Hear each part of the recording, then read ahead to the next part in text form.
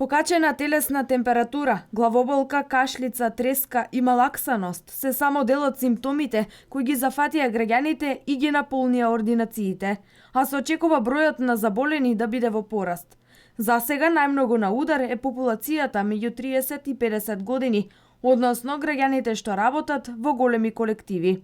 Сите пациенти кои што имаат било какви проблеми, кои што може да ги поднесуваат, например, ако е лесна главоболка, треска, може да си помогнат со тоа што ќе земат некој антипиретично средство, значи аналгин, парацетамол, бруфен, некој витамин, значи чаеви, течности повеќе да примат.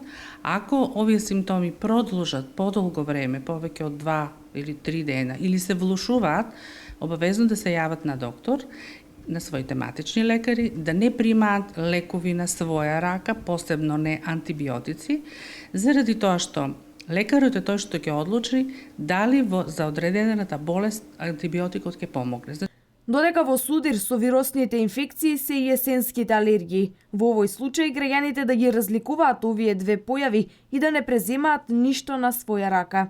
Алергиите не идат со температура, а може да идат со кашлање, гребање во грлото, кивање, течење на солзи од очите, и пациентот ако земе антибиотик, тоа е сосема неисправно. Исто така вирозите, кои што ги разликуваме од бактериските инфекции, не користиме антибиотици, ни еден лекар нема да го даде антибиотикот.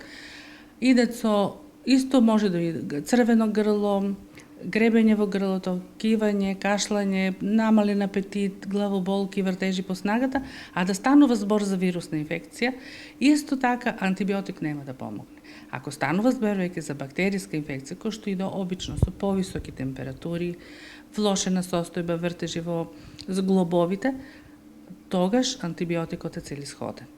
Лекарите очекуваат уште повеќе да се зголеми бројот на пациенти со вирусни инфекции, а препорачуваат поголем внес на течности, свежо овошје и зеленчук, кои се неопходни за да се спречи вирозата.